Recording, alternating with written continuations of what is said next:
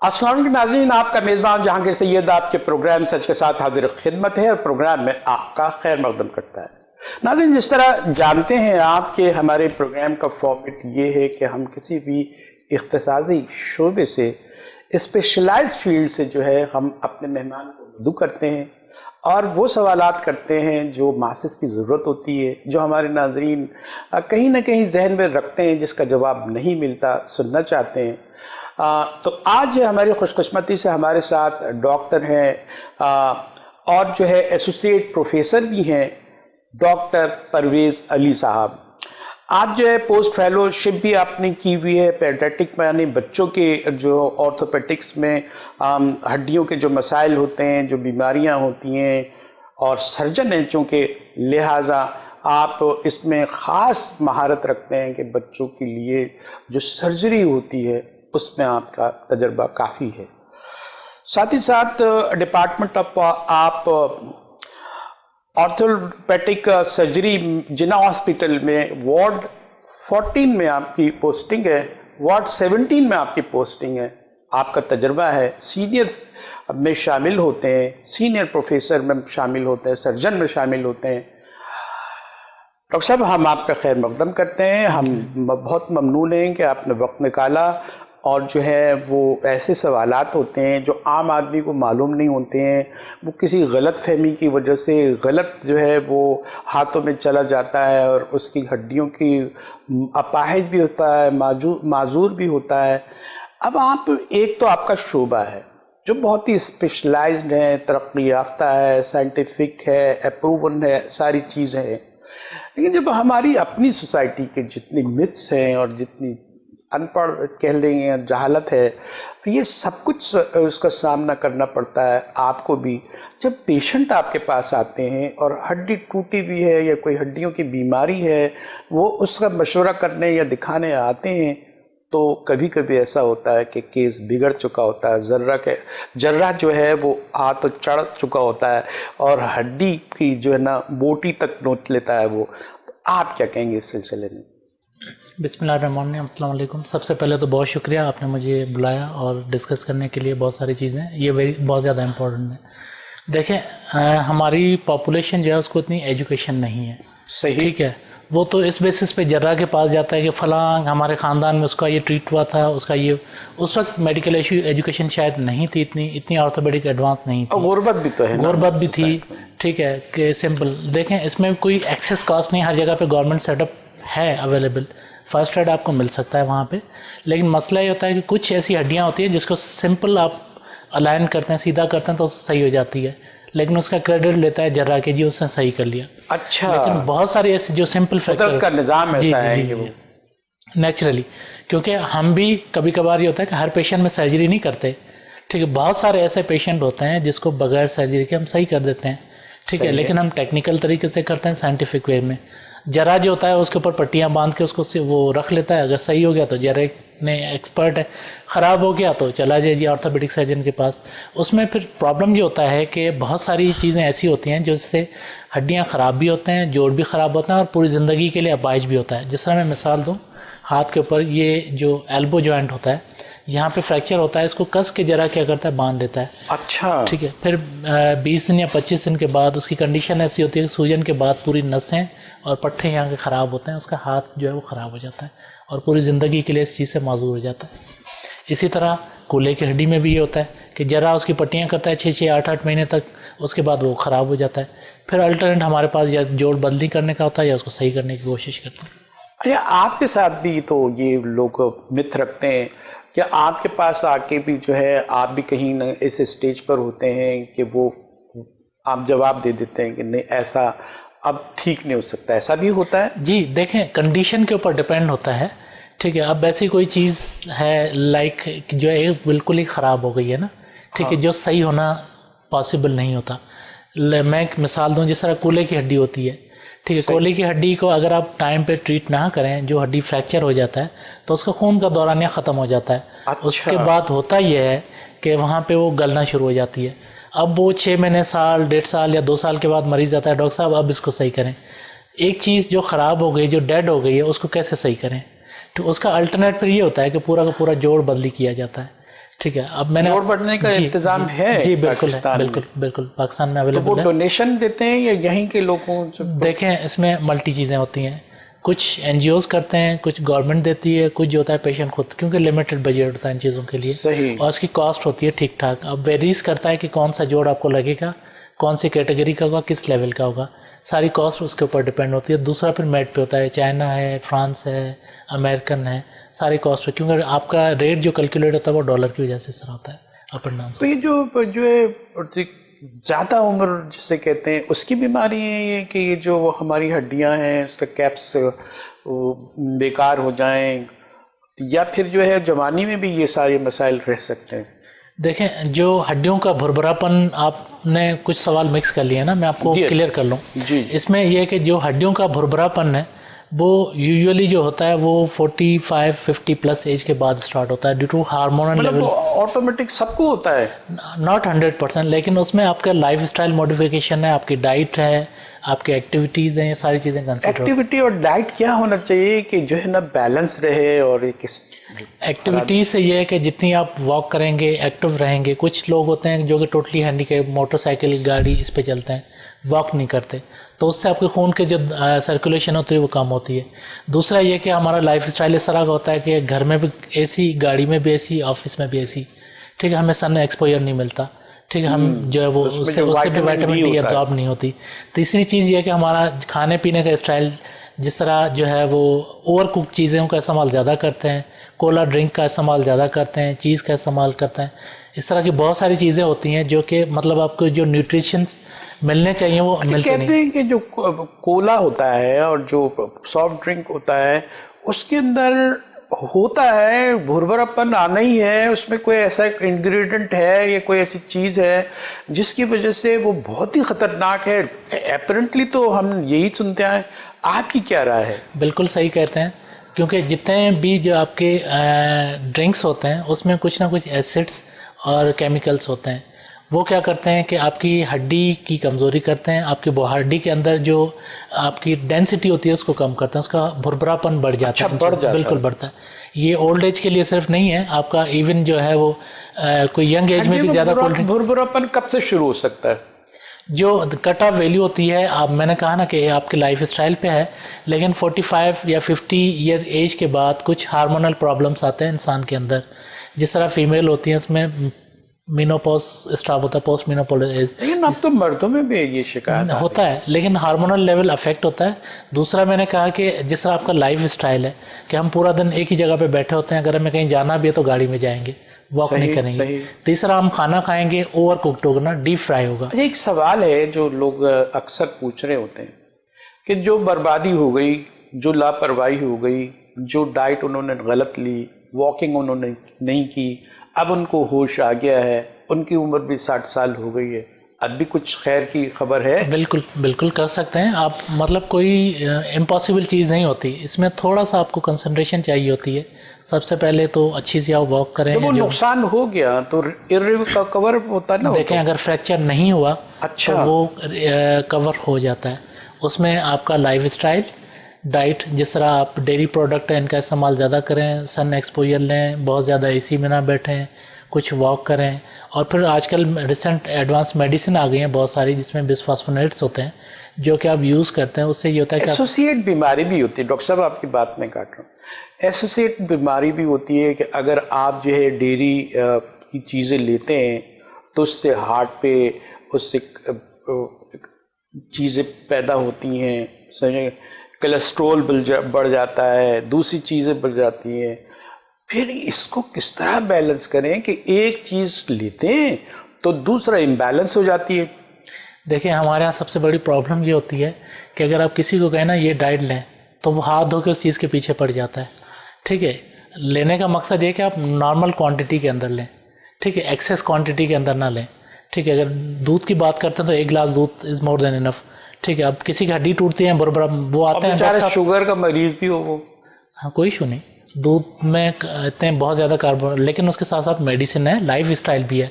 अब देखें sun exposure से तो कोई बीमारी नहीं होती ना। हाँ। ठीक है, फ्री की अवेलेबल है, वो हम यूज़ नहीं करते। ठीक है, आधा घंटा बैठें धूप में या सन बात लें, सही है, ठीक है, उसमें तो कोई ना चार्जेस हैं ना आपको कोई जो है कोई नुकसान है, वो भी हम नहीं करते। वॉक करने का क्या डिसएडवांटेज है कि आधा घंटा बैठ के हम जाके डेली बेसिस पे अपनी रूटीन बना लें, वॉक करें। डॉक्टर साहब एक जनरल सवाल करता हूँ मैं, ये जो ऑर्थोपेडिक के जो मसाइल हैं, जो डॉक्टर्स हैं, जो निजी डॉक्टर्स हैं, जो क्लिनिक्स हैं, वो बड़े चार्ज करते हैं, छोटी छोटी चीज़ों के इतने बड़े चार्ज, गरीब तो बेचारा कुछ नहीं कर सकता, ऐसा क्यों हो रहा है?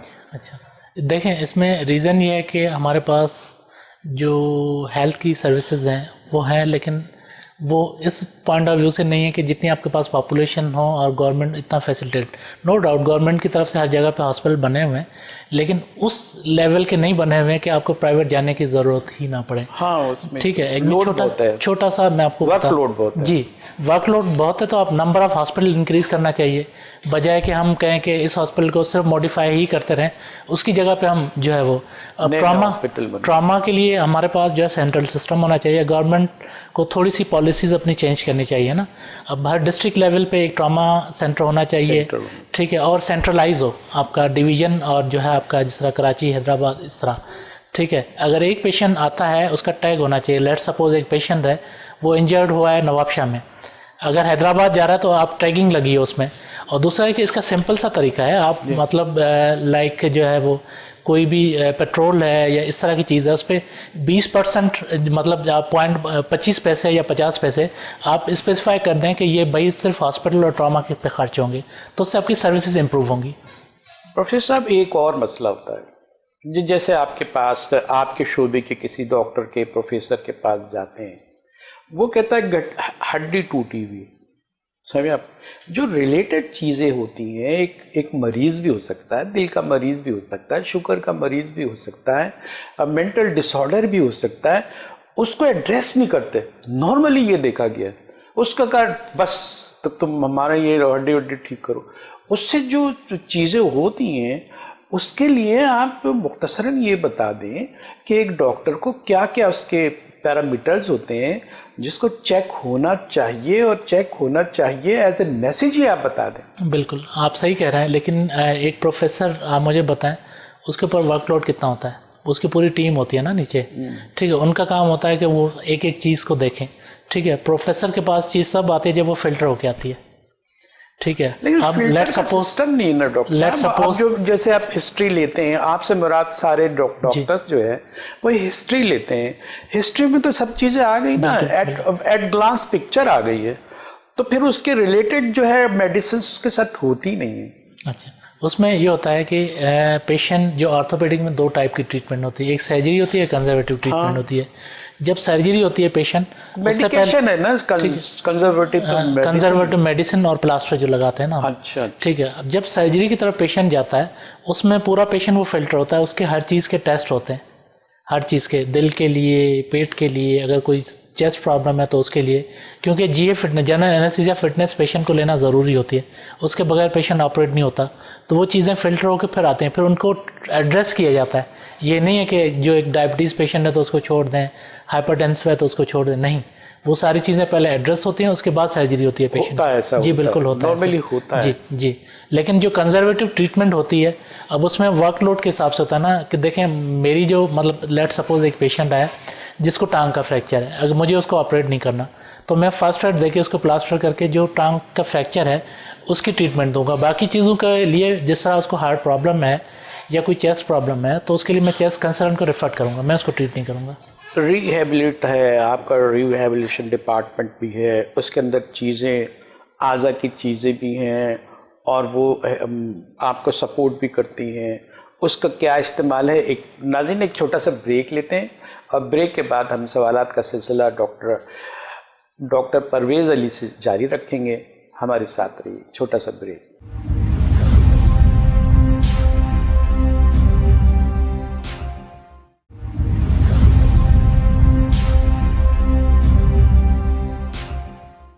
वेलकम बैक नाज़रीन, प्रोग्राम में दोबारा हम आपका खैर मकदम करते हैं। Associate professor doctor Parvez Ali हमारे साथ मौजूद हैं। सवालात का सिलसिला है।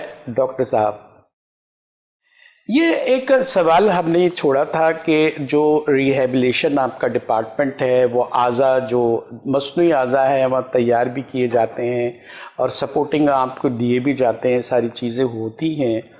तो ऐसी आसानी किस हद तक आप फराहम कर सकते हैं आप लोग, क्योंकि आपकी मजबूरियां भी हैं, बहुत सारे मसाइल होते हैं कि जो है वो लोग जो है वो निजी अस्पताल तक ना जा सकें, तो कुछ ऐसा होता है? जी बिल्कुल होता है। इसमें गवर्नमेंट का रोल भी है और प्लस में हमारी जो एनजीओज़ हैं उनका भी बड़ा अच्छा रोल है। ठीक है, गवर्नमेंट की तरफ से कराची के अंदर एक दो जगहों पे बहुत अच्छे रिहैब सेंटर बने हुए, इंस्टीट्यूट टाइप बने हुए, जो वहाँ पे लोगों को ट्रेन भी करते हैं और उनको इक्विपमेंट भी देते हैं फ्री ऑफ कॉस्ट। ठीक है, अब रिहैबिलिटेशन से हमारा सिर्फ कॉन्सेप्ट ज़्यादातर लोगों का ये होता है जो मसनूई अज़ा, नहीं, ऐसा नहीं है। अच्छा, रिहैबिलिटेशन के देखें दो फेसेस, उसके एक्सरसाइज वगैरह, एक्सरसाइज जो लेट सपोज किसी पेशेंट की हड्डी टूटी है, ठीक है, हमने उसको प्लास्टर से सही किया है, उसके बाद भी उसका फेज रीहैब का आता है। किसी की सर्जरी होती है तो उसके बाद भी उसका फेज रीहैब का आता है। जो उसकी range of motion, exercise, walking, ये all are the part of the rehabilitation. वो है जी बिल्कुल है, और काम कर रहे हैं। जी बिल्कुल काम कर रहे हैं। अच्छा, ठीक है, हमारे पास जेपीएमसी में सबसे एडवांस इक्विपमेंट लगे हुए हैं रिहेबिलिटेशन के, जो फिजियोथेरेपी के, मैंने देखा है। हाँ, तो उसमें दूसरा जो पार्ट होता है ना, जिस तरह किसी की टांग कट गई, किसी का हाथ कट गया, किसी का पाँव कट गया, उसको कहते हैं कि प्रोसेस, मतलब आर्टिफिशियल लिम्ब के साथ रिप्लेस किया जाए। अच्छा। उसके लिए भी कुछ कराची में एनजीओज काम कर रहे हैं, गवर्नमेंट की तरफ से भी बड़ी अच्छी सर्विसेज हैं, लेकिन इसको मजीद इम्प्रूव करने की ज़रूरत भी है। एक मसला रहता है डॉक्टर साहब, सर्जन है आप फिजिशियन के तौर पे बहुत लोग ट्रीट करते हैं, आपसे इतने मशवरे लेते हैं, तो ये गलत है, सही है, क्या है? मतलब ये कि किस तरह थोड़ा फिल्टर रहना चाहिए ना। जी, मसला ये कि देखें, ऑर्थोपेडिक डिपार्टमेंट, उसमें सर्जन भी होता है, फिजिशियन भी होता है। सर्जन का मतलब ये नहीं होता कि वो हर वक्त हाथ में छुरी लेके खड़ा हो जाए, जो पेशेंट है उसकी ऑपरेशन करें। ठीक है, क्योंकि सबसे पहले उसकी फिजियोलॉजी और फिजिक्स पता होगी, उसके बाद ही वो छुरी लेगा। तो इतना जो है वो बहुत ही रिलेटेड सब्जेक्ट है आपका कि आपको उसको, इसीलिए तो हमें डिसाइड करना होता है कि कौन से मरीज को ऑपरेट किया जाए, किसको ऑपरेट ना किया जाए। जिस मरीज को ऑपरेट नहीं करते उसमें एज ए फिजिशियन ही काम करते हैं। ठीक है, जिस तरह कोई घुटनों की तकलीफ के साथ आता है, किसी और प्रॉब्लम के साथ आता है, बैकेक के साथ आता है ये, लेकिन ये जो डिक्लेयर कर देते हैं ना फिजिशियन कि भाई ये सर्जरी होगी, आगे चल के मालूम हो तो आप सर्जरी का केस नहीं है, तो उनकी भी तो थोड़ी सी तैयारी होनी चाहिए जी, कि इस वो को समझें। फिजिशियन, जनरल फिजिशियन की बात करें, जनरल मेडिसिन, उसको लाइक जिस तरह चेस्ट की प्रॉब्लम है, पेट की प्रॉब्लम है या फीवर है, उन चीज़ों से रिलेटेड होता है। हड्डियों के लिए ज़्यादातर नहीं जाता फिजिशियन के पास, नहीं जाता, नहीं, वो डायरेक्ट आते हैं आपके पास और आप उनको देखते हैं। इतने हमारी जो पॉपुलेशन है वो समझदार भी है, डॉक्टर साहब मुझे हड्डियों में दर्द है, मुझे घुटनों में दर्द है, तो डायरेक्ट आ जाते हैं पेशेंट। अच्छा, ये जो हुकूमत है इसकी जो एफर्ट्स हैं और जो उम्मीद रखी जाती है, एक डॉक्टर से भी उम्मीद रखी जाती है, उसके मेयार के बारे में आप बताएंगे, क्या ज़रूरतें हैं, हुकूमत की एफर्ट्स कितनी नीडेड है, इस पे क्या कहना चाहिए? जी बिल्कुल, आप सही करें। गवर्नमेंट अपनी तरफ से कोशिश करे ट्रॉमा सेंटर बनाने की, ठीक है, बनाए भी हैं हर जगह पे, लेकिन बहुत सारे हॉस्पिटल प्रॉपर्ली फंक्शनल नहीं है। जो सिस्टम, सेंट्रल सिस्टम होना चाहिए, लाइक कि हर डिस्ट्रिक्ट के अंदर एक ट्रॉमा सेंटर। आपको पता है कि हमारे पास सबसे ज़्यादा जो डेथ होती है वो ट्रॉमा की वजह से होती है। अच्छा, ठीक है, ट्रॉमा की वजह से होती है। ट्रॉमा तो एक बहुत जो एक आफत भी हो सकती है, कुदरती आफत भी हो सकती है, और कोई एक्सीडेंटल भी हो सकता है, वो भी ट्रॉमा की शक्ल बदल जाती है। अभी ट्रॉमा ये भी है जो न पेंडेमिक आया, इसमें ये भी तो एक ट्रॉमा था। देखें, पेंडेमिक इज समथिंग एल्स। इसमें होता यह है कि जो फिजिकल ट्रॉमा है उसकी बात कर रहा हूँ, एक्सीडेंट हो गया, ब्लास्ट हुआ, कोई बस कल्टी हो गई, ट्रेन का हादसा हुआ, ठीक है। अब मुझे बताएं, जो मेंटल ट्रॉमा में जाता है, वो इस तरह की जो आप पेंडेमिक सिचुएशन कह रहे हैं वो मेंटल ट्रॉमा वो अलग है, ये फिजिकल ट्रॉमा की बात कर रहा हूँ। ठीक है, जिसमें किसी का एक्सीडेंट हो गया, गाड़ी रोल अप हो गई, क्लश हो गया, ट्रेन जो है वो रोल अप हो गई, इस टाइप का ट्रॉमा जो बड़ा बड़ा हादसा होता है। एक्सीडेंटल केसेस आते हैं, आप तो उसको देखते हैं, उसमें अगर आप रेशो निकालना चाहें तो सबसे ज़्यादा एक्सीडेंटल केसेस की वजह क्या है? देखें, उसमें मल्टी फैक्टर्स हैं। इसमें हमारी जो ट्रैफिक की पॉलिसीज़ हैं उसका भी रोल है, ठीक है, गवर्नमेंट रूल्स इम्प्लीमेंटेशन उसका भी रोल है, ठीक है, और सबसे बड़ा हमारे पास जो है वो मोटरसाइकिल और ये चिंची जो है ना, इनकी वजह से सबसे ज्यादा जो है मोटरसाइकिल। इसका कुछ रेशो है कि मोटरसाइकिल से एक्सीडेंट कितने होते हैं, और एहतियात जो नहीं की जाती है, हेलमेट नहीं पहने जाते हैं, जो मैं सिर्फ अपने इंस्टीट्यूट का बता सकता हूँ। हमारे पास 60 to 70% रेशो जो होता है वो इसी तरह का रेशो होता है RT, ठीक है, जिसमें मोटरसाइकिल, चिंची या पेडेस्ट्रियन वॉक करा था उसका ज़्यादा होता है। ये रीज़न होते हैं ट्रॉमा के। अब उसमें बहुत सारे पेशेंट होते हैं हेलमेट नहीं पहनते, ठीक है, बहुत सारे पेशेंट ऐसे होते हैं जो कि ओवर स्पीड करते हैं, वन व्हीलिंग करते हैं। इवन हमारे पास 12 साल 14 साल इस एज के बच्चे भी आते हैं, ठीक है, जो कि पेरेंट्स की मोटरसाइकिल लेके चले गए CU पे, वहाँ पे वन व्हीलिंग की, दोनों टांगों का फ्रैक्चर हो गया। ये तो बहुत अहम था कि वन व्हीलिंग से बचे आप, हेलमेट पहने आप, मोटरसाइकिल को ज़ाब्तों के मुताबिक चलाएं। ऐसे तो कुछ होता नहीं है। ज़्यादा नतीजे 72% इसका बहुत बड़ा अमाउंट नहीं है इसका। बिल्कुल बिल्कुल। अच्छा, आप ये एक देखें कि जो हमारे यहाँ जो जहनी बेसुकूनी है और जो हम इंतशार जहनी का शिकार हैं, और उसमें हम ड्राइवर जो है हमारे प्रोफेशनल भी नहीं होते हैं, वो थोड़ा सा हल्का फुल्का नशा भी कर लेते हैं, और हर आदमी जो है मेंटल डिसऑर्डर की हालत में है, उसके स्ट्रेसेस हैं, इकोनॉमिकली भी उसके मसाइल हो सकते हैं, बहुत सारे मसाइल हो सकते हैं। ऐसे केसेस में जो नुकसानात हो रहे हैं एक्सीडेंटल, और जो हड्डियों के मसाइल आ रहे हैं, टूट फूट हो रही हैं, उसके बारे में आप क्या कहना चाहेंगे? बिल्कुल है ऐसा। जिस तरह लॉन्ग यहाँ से लेट सपोज कोई कोच जाती है यहाँ से पेशावर, यहाँ से इस्लामाबाद, यहाँ से मरी के लिए, लाहौर के लिए, जो कि 24 आवर्स कंटिन्यू रनिंग करते हैं, ठीक है, उसमें फिर उनकी नींद भी पूरी नहीं होती, ठीक है, और थोड़ी बहुत कुछ लोग जो है वो एडिक्शन भी करते हैं, ठीक है। उससे सफ़र कौन करता है? हमारी पॉपुलेशन करती है ना, ठीक है। उसमें सिंपल सा वे अगर गवर्नमेंट पॉलिसीज़ बनाए तो बहुत सारी चीज़ें कंट्रोल हो सकती हैं। क्या महसूस होता है आपको जब आप देखते हैं जूनियर डॉक्टर्स हैं आपके पास, और जो है वो ये हैं, उनको ट्रेनिंग इतनी दी जानी चाहिए, मौके नहीं है, आप वर्क लोड है उनके ऊपर, और लोग क्या करते हैं? आज का लम्हा ये है कि सीनियर्स अपने जूनियर्स को जो है ना ट्रांसफ़र नहीं करते, एजुकेशन दें, उनका तजर्बा दें, उनको खड़ा करें, उनकी तरक्की का सामान करें। सब अपनी रिटायर्ड होते हैं या कुछ जाना उनका होता है, अपनी पोटली उन्होंने बंद की, उन्होंने लादा और चल दिए, और सही बाद में ये होता है। ये तो जनरल होता है, इस पर आप क्या कहेंगे? जी जी बिल्कुल होता है। प्रोफेशनल जेलसी हर जगह पे होती है, लेकिन अल्हम्दुलिल्लाह इंसान है, डॉक्टर से तो उम्मीद नहीं की जा सकती। अल्हम्दुलिल्लाह जिस जगह पे मैं काम करता हूँ वो पोस्ट ग्रेजुएट इंस्टीट्यूट है, और हर साल 10 से 12 हमारे जो डॉक्टर्स होते हैं वो स्पेशलिस्ट डॉक्टर निकलते हैं, जो कि डिफरेंट एरिया में जाके सर्व करते हैं। ऐसा होता जी है? बिल्कुल। हमारे पास FCPS और MS की ट्रेनिंग होती है। लोग आते हैं जो कि ट्रेंड होते हैं, ट्रेंड होने के बाद जाके डिफरेंट एरियाज में सर्व करते हैं। भाई हमने तो जो देखा है उसको मैं शायद है कि जो प्रीवियस हिस्ट्री भी नहीं लिखने आ रही होती, तो फिर तो अफसोस हो रहा होता है ना।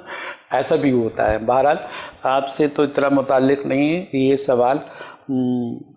तो हम ये कि जो पीडियाट्रिक सर्जरी की भी बात करते हैं, और इस पर हम मज़ीद ज़्यादा बात करना चाहेंगे। ये बड़ा हसास और नाजुक मसला है, और इस सर्जरी के हवाले से आप ये कहें कि जो जनरल सर्जरी है, जो लोगों की उस उम्र के, पुख्ता उम्र के में आती है, इसमें क्या फ़र्क है, क्या बारीकियां हैं, क्या एहतियात है, क्या रेशो है, हम आपको क्या करना चाहिए, कौम को क्या समझना चाहिए? एक ही में हमने बहुत सारी चीज़ें आपसे पूछ ली। एक बहुत सारे सवाल हो गए। असल में पीडियाट्रिक ऑर्थोपेडिक सर्जरी जो होती है उसको हम कहते हैं कि जो बच्चों के अंदर हड्डी की प्रॉब्लम हो या कंजेनाइटल डिफॉर्मिटीज़, जिस तरह पाँव मुड़े हुए हों, घुटने मुड़े हुए हों, कूल्हे की हड्डी निकली हुई हो, हाथ टेढ़े होते हैं, ठीक, पैदाइशी तौर पे जिनका दिमाग कमज़ोर होता है उनके लिम्स पे असर होता है, ये सारी चीज़ें पीडियाट्रिक के अंदर आती हैं, और ये सारी प्रॉब्लम्स जो होती हैं उनको हम ट्रीट करते हैं, और ये ट्रीटेबल हैं। पहले जी बिल्कुल अल्हम्दुलिल्लाह, क्योंकि पहले ये मिथ होता था। गायनोकोलॉजिकली जो है प्रोसेस से वो आते हैं, और तब भी वो बीमार होते हैं, या उनके ऐसा कोई डिफेम होती है चीज़ से ना? देखें, उसको डिफरेंट बीमारियों के डिफरेंट रीज़न होते हैं ना। ठीक है। बच्चा जब पैदा होता है, ठीक है, पैदा होने के बाद उसका देखा जाता है कि प्रॉब्लम क्या है, किस एज पे इनको जो है वो ट्रीट किया जाए। अब जिस तरह क्लब फुट होता है, सर्जरी का दखल कितना होता है? बच्चे ज़्यादातर जो है ऑटोमेटिकली रिकवर होते हैं ज़्यादातर? या हर में ज़्यादातर सर्जरी इन्वॉल्व? सर्जरीज देखें, बगैर सर्जरीज के भी बहुत सारी बीमारियां ट्रीट होती हैं। कुछ ऐसी चीज़ें हैं जो कि सर्जरी से सही हो जाती हैं, ये नहीं कि वो लाइलाज हैं। ठीक है, आज भी मैंने सुबह एक बच्चे की सर्जरी की थी, उसकी 1 साल उम्र थी, उसके दोनों पाँव जो थे वो उल्टे थे। अच्छा, ठीक हो जाएंगे वो? जी अल्हम्दुलिल्लाह, वो बिल्कुल ठीक चलेगा? जी जी इंशाल्लाह। बहुत बड़ी बात है ना। इंशाल्लाह 1 साल की एज का। 1 साल की एज के बच्चे के आपने यहाँ तो ऐसी जो है मिथ ऐसी है कि जनाब उसके उल्टे पाँव हो तो कहेंगे यार ये तो डायन है या कोई पता नहीं क्या चीज़ है। तो ये ठीक हो जाते हैं, इसको दिमाग से निकाल देना चाहिए कि ऐसा कुछ नहीं है, बल्कि ये कुदरती एक बीमारी की तरह है जिसको आप डॉक्टर के पास, सर्जन के पास आप जाएं, प्रॉपर तरीके से जाएं तो ये ठीक हो सकते हैं। 1 साल का बच्चा भी ट्रीटेड है, ट्रीटेबल है। बिल्कुल, हमारे पास जिस तरह क्लब फुट एक कॉमन बीमारी है, ठीक है, इसके क्या होती है? क्लब फुट जो बच्चों का टेढ़ापन पाँव होता है ना, हाँ। अंदर की तरफ पाँव मुड़े होते हैं। अच्छा, उसको क्लब फुट बोलते हैं। उसकी हमने स्टडी की हुई है अपने हॉस्पिटल में कि क्या रेशियो है जो नंबर। अच्छा, जी बिल्कुल, 1:3, 1:2 ड्यूअल उस पर रेशियो था हमारे पास। ये ऐसे बच्चे हैं जिनको बगैर सर्जरी के हम बिल्कुल नॉर्मल कर सकते हैं प्लास्टर के जरिए। अच्छा, ठीक है, ये वो पाँव जो टेढ़े पाँव होते हैं, अगर आप उसको छोड़ते हैं तो उसकी ज़िंदगी की डिसेबिलिटी हो जाती है, लेकिन उस वक्त हम उसका ट्रीटमेंट करें तो बगैर सर्जरी के होते हैं। किस उम्र तक जो है, जैसे एक बच्चा है जो 1 साल का है आपके पास आया है, अगर किस उम्र तक वो आए आपके पास तो वो ट्रीटेबल है? इसमें एज का कोई वो रोल नहीं है। ठीक है, चाहे 10 साल पे भी आएगा तब भी वो ट्रीट हो जाता है, लेकिन जितनी कम उम्र में आता है बहुत सारी ऐसी बीमारियां हैं जो कि सर्जरी के बगैर भी सही कर सकते हैं। अच्छा, वो जूते वगैरह, जूते नहीं, प्लास्टर और जो हमारी टेक्निक्स होती हैं उनसे सही करके। ये तो बड़ी खुशखबरी आप बांट रहे हैं लोगों को। जी जी जी, कि आप जो है इस तरह के अमराज जो है वो आप दवाई से या जो सपोर्टिंग चीज़ें होती हैं, प्लास्टर होता है, शूज़ होते हैं, इससे सही हो जाता है? बिल्कुल सही हो जाता है। अच्छा, एक चीज़ और है कि जिसको बोलते हैं DDH, ठीक है, जिसमें कूल्हे की हड्डी जो है, हाँ, ये तो बड़ी अहम है यार, निकल जाती है। अब जो बूढ़े माँ बाप होते हैं उनके तो खतरे में होते हैं हर वक्त। नहीं, बच्चों की बात कर रहा हूँ, बड़ों की बात कर रहा हूँ। दोनों की बात कर रहे हैं। जी, बच्चों की पहले मैं बता दूं, पैदाइशी तौर पे या बच्चा जैसे पैदा होता है उसकी हड्डी ये कूल्हे की बाहर निकल जाती है। उसका रीज़न ये होता है कि उसके कुछ फैक्टर्स हैं, लेकिन एक फैक्टर ये भी होता है, कुछ पेरेंट्स क्या करते हैं, बच्चा जैसे पैदा होता है उसकी टांगों को रैप कर देते हैं। अच्छा, ठीक है, कोई कपड़ा या कोई चीज़ बांध देते हैं, तो उससे होता ये है कि ये इलास्टिक होता है बहुत ज़्यादा ना, तो प्रेशर से बाहर निकल आता है। अच्छा, ठीक है, बताते हैं भाई ये ना करें, कहते हैं डॉक्टर साहब ये बच्चा जो है ना डर जाएगा, ये होगा, पता नहीं वो अगर हम रैप ना करें उसको। कौन रैप करते हैं? जो माँ बाप। मदर का काम होता है। मदर कहाँ? मदर क्या करती है, बच्चे को जब वो बच्चे को कवर करती है तो स्पेशली जो टांगे होती है ना उसको कस के वो टाइट कर देती है वो। ठीक है, कोई कपड़ा इस टाइप की। लॉटर बोले आप, लॉटर इनको सुना है, कितनी जहालत है हमारी सोसाइटी में। ठीक है, तो उससे होता है कि कूल्हे की हड्डी बाहर निकल जाती है। तो जब आप यहाँ से उसको बांधते हैं बच्चे को और उसके टांगे वांगे बांध के रखते हैं तो उससे कूल्हे की हड्डी निकल जाती है और डिफॉर्म आ जाती है, उसमें फर्क हो जाता है। वो आपके पास आते हैं तो ट्रीटेबल होता है, फिर आप उसको कहीं ना कहीं उसको जो डिस्प्लेसिंग होती है उसको प्लेस कर देते हैं। जी, उसमें भी एज ग्रुप होता है। अगर 3 महीने के अंदर बच्चा आता है तो बगैर सर्जरी के हो जाता है। 3 महीने के अंदर बच्चा इस टाइप का आता है तो बगैर सर्जरी के हो जाता है, फौरन ही आना चाहिए। जी, 3 महीने के बाद आता है, या बड़ा बच्चा होता है 1 साल के अंदर उसको भी हम एक स्कोप होता है उसके जरिए करके प्लास्टर से सही कर देते हैं। हाँ, अगर 1 साल से बड़ा बच्चा आता है फिर वो सर्जरी की तरफ जाता है, और ये वो सर्जरी है पाकिस्तान में गिने चुने लोग ही करते हैं। अच्छा जी, उसमें आप है ना? जी जी अल्हम्दुलिल्लाह। तो आप उसमें बताए ना कि आपको जी आप सर्जरी कर, बच्चों की सर्जरी, इसकी डिफॉर्मेशन जो है वो उसको ठीक, अगर 3 महीने में बच्चा आ जाए तो उसके अगर ये मसाइल हैं तो वो ठीक हो जाते हैं। अच्छा, तो ये उसके अंदर आपकी महारत कार है जिसको आइडेंटिफाई होना चाहिए ताकि लोगों को आसानी हो। ये मैं किसी प्राइवेट सेक्टर के लिए नहीं कह रहा हूँ। आप चूँकि जिन्ना हॉस्पिटल से ताल्लुक़ रखते हैं, जिन्ना हॉस्पिटल से आपसे कांटेक्ट किया जा सकता है और ये फ़ायदा उठा सकता है। वहाँ वर्कलोड बहुत होता है, उसके बावजूद भी जो है जितना आप काम कर सकते हैं वो आप ज़रूर करते हैं, वो हमने विटनेस भी किया है। अच्छा, बच्चों पर बात करने को बहुत जी चाह रहा है। बिल्कुल। एक तो ये है कि जो बच्चे जो हैं वो पोलियो के शिकार हो जाते हैं और वो इतना उनको तकलीफ होती है, इंजेक्शन लगाते हैं नहीं लगाते हैं। पोलियो वाले मरीज को आप कुछ कर सकते हैं उसकी बेहतरी के लिए? देखें, पोलियो वाले मरीज में उनकी कंडीशन के ऊपर होता है, क्योंकि पोलियो के अंदर जो मेन प्रॉब्लम होती है कि उसके जो वीकनेस होती है वो पट्ठों के अंदर होती है। ठीक अच्छा। है, वो लेवलिंग हमने डिसाइड करनी है कि कितने पट्ठे इसके सही हैं, कितने वीक हैं। ठीक है, अगर आधे पट्टे भी उसके कमजोर हैं, आधे ठीक हैं, तो उसको अल्टरनेट करके जो वीक हैं उसके ऊपर हम नॉर्मल पट्टे लगा सकते हैं। ऐसा भी होता है? जी बिल्कुल होता है। कुछ सपोर्ट देते हैं ब्रेसिस, ये तो लोग कहते ही नहीं है, तो पब्लिक के सामने तो मालूम ही नहीं है इनको।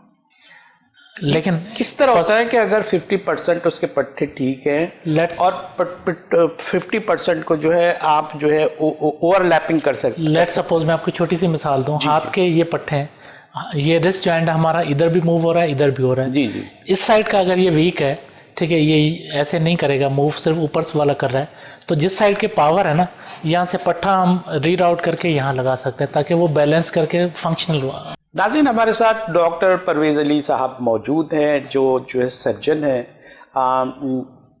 हड्डियों के डॉक्टर है के, और साथ ही साथ सर्जन भी है। आपसे सवालात का सिलसिला जारी है।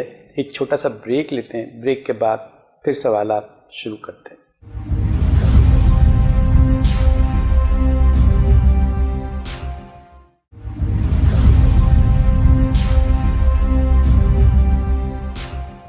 वेलकम बैक नाज़रीन, प्रोग्राम में हम आपका खैर मकदम करते हैं। हमारे साथ डॉक्टर परवेज़ अली प्रोफेसर भी हैं, यहाँ आर्थोपेडिक के सर्जन हैं आप, और इतनी नई नई बातें बता रहे हैं, बड़ी खिदमत। हमें से बड़ा ताउन है आपका कि नई चीज़ें आज तक तो मैंने एज ए एंकर भी नहीं सुनी थी कि इस तरह जो हो जाता है। पट्टे जो हैं अगर 50% भी ख़राब हों तो उसको आप ओवरलैपिंग करके इधर उधर से आपको ठीक कर लेते हैं। देखिए, एक बात है, ये हमारा सिंध है और यहाँ की हम कोई किसी को खबर ही नहीं है, सब खानों में बटे हुए हैं। अब ये सारी चीज़ें तो पूरे सिंध में होना चाहिए, तरपारकर में होना चाहिए, कराची में होना चाहिए, लाड़काना में भी होना चाहिए, नज़र नहीं आता है। ये तो अलमिया है। इस पर आप डॉक्टर साहब कुछ बोलना चाहेंगे? मैं सिर्फ इतना कहूँगा कि जो है वो ये सर्विसेज हर इंसान का हक है। ठीक है, जो सिंध में रहता है उसका भी हक है, जो पाकिस्तान में रहता है उसका भी हक है। और गवर्नमेंट को चाहिए कि गवर्नमेंट के थ्रू गवर्नमेंट को चाहिए कि ये सर्विसेज डोर स्टेप पे दें। ठीक है, हेल्थ की सर्विसेज जिस तरह दे रही हैं इसमें अवेयरनेस भी दें, और ये जो बाकी सर्विस जो डिफॉर्मिटीज़ हैं, ट्रॉमा है, वो डोर स्टेप पे होने चाहिए। ठीक है, देखें जो हमारे पास सेटअप है जो कंजेनिटल डिफॉर्मिटीज़ का, ठीक है, पॉन सिटी ओवरऑल पूरे सिंध में हर जगह पे, लेकिन बाकी जो पीडियाट्रिक डिफॉर्मिटीज़ होती हैं वो पब्लिक सेक्टर में कहीं पे भी नहीं है। ठीक है, क्योंकि ये एडवांस फील्ड है। ठीक है, हमारे पास भी एक लिमिटेड सोर्सेज के अंदर हम ये वो कर रहे हैं मैनेज। भाई खुल के ये बोले, थरपारकर में क्या कुछ हो रहा है, लड़काने में क्या कुछ हो रहा है, हैदराबाद में क्या कुछ हो रहा है, मोर में क्या कुछ हो रहा है। भाई खुल के बोलेंगे, तबाही है, बर्बादी है। आप नहीं बोलेंगे, मैं बोलूंगा आपकी तरफ से। थरपारकर मैंने नहीं देखा, बिल्कुल आप बोल सकते हैं। मैं सिर्फ अपने हॉस्पिटल की बात करूंगा। मेरा मकसद ये है कि ये सर्विसेज हर हॉस्पिटल में होनी चाहिए, वहाँ के लोगों को ट्रेन किया जाए, वहाँ के लोगों को फैसिलिटेट किया जाए, ये उनका राइट भी है। नहीं, राइट तो है, बिल्कुल है, लेकिन नहीं किया जा रहा ना। तो बस मैं दूसरी बात कर लेता हूँ आपसे। महदूदियत भी होती है कुछ इंसान की, उसको भी समझना पड़ता है। ये बता दें कि अब वो हमारे जो हॉस्पिटल्स हैं इसकी बेहतरी के लिए हमें कुछ ना कुछ करना चाहिए। अगर लोगों के पास, जब हुकूमत कुछ नहीं कर पा रही है, तो जो डोनर्स होते हैं वो तो बड़े एक्टिव नज़र आ रहे हैं और वो जो कुछ कर रहे होते हैं और उन्हीं का नाम भी हो रहा होता है और हुकूमत को क्रेडिट मिल रहा होता है। ये इसका सवाल से ये सिर्फ मेरा सवाल है। आप क्या कहना चाहेंगे कि हमें जो डोनर्स हैं, जो NGOs हैं, उनके किरदार क्या है और किस तरह जो है उन्होंने खिदमत की है, उसको भी तो अप्रिशिएट करना चाहिए। उनकी खिदमत जो है इधर क्रेडिट में चली जाती है। बिल्कुल आप सही कह रहे हैं, NGOs का बहुत अच्छा रोल है और हमारे पाकिस्तान में, सिंध में बहुत सारे ऐसे डोनर्स हैं जो कि फुली सपोर्ट करते हैं आपको हर लेवल पे। हमारे पास भी एक पेशेंट एड फाउंडेशन के नाम से एनजीओज काम कर रही है जो कि फुल सपोर्ट कर रही है। इवन पीडियाट्रिक में मेरे साथ फुल कोऑपरेट कर रही है। जिन चीज़ों की ज़रूरत पड़ती है, मुझे जो फैसिलिटी चाहिए होती है, उसमें मेरे साथ हर लेवल पे कोऑपरेट करते हैं। लेकिन थिंग इज़ दैट सिर्फ एनजीओज का काम नहीं है, गवर्नमेंट का काम भी है, डॉक्टर्स का काम भी है। ठीक है, गवर्नमेंट का काम यह है कि इन चीज़ों को इम्प्लीमेंट किया जाए हर लेवल पे। ठीक है, और वहाँ के लोगों को खुदारा ट्रेंड करें। ठीक है, प्रॉपरली ट्रेंड करें। उसके बाद आप एक सेंट्रल सिस्टम बनाएं जो कि मॉनिटरिंग हो। ठीक है, कि आप एक सिस्टम बनाएं। लेट सपोज कि जो है हमारे पास टर्शी के हॉस्पिटल है, जिस तरह लाड़काना है, सक्खर है, नवाबशाह है, हैदराबाद है। ठीक है, ये डिस्ट्रिक्ट हॉस्पिटल नहीं है, ये टर्शियरी के हॉस्पिटल्स हैं। ऑल आर टीचिंग हॉस्पिटल जो मैंने आपको बताया। ठीक है, वहाँ पे होना ये चाहिए, गवर्नमेंट को मॉनिटर करना चाहिए कि भाई आपने ऑर्थोपेडिक के कितने पे, वहाँ पे एक सिस्टम होना चाहिए जो कि सेंट्रल सिस्टम हो कि ऑर्थोपेडिक के कितने पेशेंट मैनेज हुए, पीडियाट्रिक के कितने हुए, ट्रॉमा के कितने हुए, क्या क्या फैसिलिटीज़ दी। और अगर कोई पेशेंट रेफर्ड होता है तो उसके टैगिंग सिस्टम होना चाहिए। ये पेशेंट लाड़काना से रेफर्ड हुआ है, सक्खर तो क्यों हुआ है, सक्खर से कराची हुआ तो क्यों हुआ है, एक्सप्लेनेशन के साथ। अच्छा, मैं अब इस पर आता हूँ क्योंकि ज़्यादा से ज़्यादा आपसे फ़ायदा उठाना है और आप बातें भी बड़ी मुफीद कर रहे हैं कि जो इंजेक्शन होते हैं जो उसके के लिए होते हैं, ये कहते हैं कि उसके अंदर ऐसी वो होता है कि फौरी तौर पर फ़ायदा हो जाता है, महंगे महंगे इंजेक्शन देते हैं, क्या कहते हैं इसको, स्टेरॉइड इंजेक्शन। हाँ, तो ये क्या है, ये क्यों देते हैं? ये तो जिंदगी के लिए और जिस्म के लिए बहुत खतरनाक चीज़ है। देखें हर चीज़ के मेडिसिन में एडवांटेज भी होते हैं, डिसएडवांटेज भी होते हैं। लाइक किसी के जो मेडिसिन के साइड इफेक्ट होते हैं ना, अब स्टेरॉइड तो पाबंदी लगनी चाहिए। स्टेरॉइड हर चीज में स्टेरॉइड, ये क्या चीज है? कोई हकीम लगे हुए हैं तो उन पर वो नहीं, लेकिन यहाँ तो ऐसा रिवाज फैला हुआ है कि हर एक कोई एक इंजेक्शन मार देता है। एक चीज बताऊं कि इस पे पाबंदी तो लगनी चाहिए, लेकिन steroid is a life saving drug. Life saving drug है ना, यहाँ तो सेविंग खाया कहाँ। आज रिपीटेडली आप इसको दे रहे होंगे तो लाइफ सेविंग होगी तो ओवरडोज हो जाएगी। देखें, स्टेरॉइड का बहुत अच्छा रोल भी है, नो डाउट उसके साइड इफेक्ट हैं, खतरनाक है। जी बिल्कुल है, उसको कंट्रोल करके देना चाहिए। अब डिजीज के पॉइंट ऑफ व्यू से अब जीपीस क्या करते हैं, आपके हर उसमें जो इंजेक्शन दे रहे होते हैं जो कि हड्डियों पे असर कर रही होती है। इवन हमारे ऑर्थोपेडिक सर्जन घुटनों में, जोड़ों में इंजेक्शन लगा रहे होते हैं स्टेरॉइड, तो उसका 2-3 महीने तक तो अच्छा रिजल्ट होता है, उसके बाद उसकी डिस्ट्रक्शन कराता है। ये तो है ना, ये हकीकत तो है ना, ये आपने बताया। अच्छा, कुछ लोग ऐसे हैं जो आप जो ना फिल्टर नहीं हो पाते, उनको अगर सूजन हो, उनके पाँव पे चर्बी चढ़ी हुई हो और किसी और वजह से हो, वो आपके पास आते हैं, ठीक है ना, और वो अजीब वो अलामतों के साथ आते हैं, उनका क्या करते हैं? देखें, सबसे पहले हर चीज़ का एक डायग्नोसिस होता है ना, ठीक है। अब सूजन है तो क्यों आई है, अब मैं सोचना चाहिए कि रीज़न क्या है, कि कोई जोड़ अंदर से ख़राब हो गया है। ऐसा भी होता है? जी बिल्कुल होता है, ठीक है। आर्थराइटिस में होता है, रोमाटॉइड में होता है, गाउटी आर्थराइटिस में होता है, साइनोवाइटिस में होता है। ये बहुत सारी चीज़ें हैं जिसमें सूजन बढ़ती है। सबसे पहले तो हमें रूल आउट करना चाहिए कि प्रॉब्लम क्या है, क्यों सूजन बढ़ रही है। जिसमें कॉमन जो होता है कि जोड़ का जो गैप होता है वो कम होना शुरू होता है, ठीक है। उस गैप कम होने की वजह से होता है कि जोड़ की जो कार्टिलेज होती है वो ख़राब होती है, वो फिर सेकेंडरी चेंजेस की वजह से आप वो स्वेलिंग और वो सारी चीज़ें होती हैं। ये जो डेक्स्टर टेस्ट है, ये क्या है, इसका मेयार क्या है? इसमें कुछ डायग्नोस्ड हो भी पाता है? क्योंकि इंजेक्शन तो बड़े भारी भारी दिए जाते हैं कि 1 साल तक आपको रिलीफ मिलेगा, तो ये इसकी रिपोर्ट पे किस तरह भरोसा किया जाए? देखें, डेक्सा स्कैन बेसिकली हम 2 चीज़ों के लिए देखते हैं। एक तो स्ट्रेस फ्रैक्चर है, उनके बारे में बताता है। दूसरा बोन की जो डेंसिटी होती है ना, ऑस्टियोपोरोसिस, ऑस्टियोपिनिया, इन चीज़ों के लिए होता है, ठीक है। जिससे हमें बोन की क्वालिटी का अंदाज़ा हो जाता है। स्कोरिंग सिस्टम होता है इसमें ना, बेसिकली टी स्कोर और जेड स्कोर, ठीक है। वो 2 चीज़ें होती हैं जो कि कंपेयर कर रहे हैं। एक तो सेम एज ग्रुप पे, फिर यंग एज ग्रुप से के साथ कंपेयर करते हैं, उसको स्कोर मैच करते हैं। एज फैक्टर भी देखते हैं? जी, एज फैक्टर के साथ उसको टी और जेड स्कोर जो होता है वो कंपेयर करते हैं।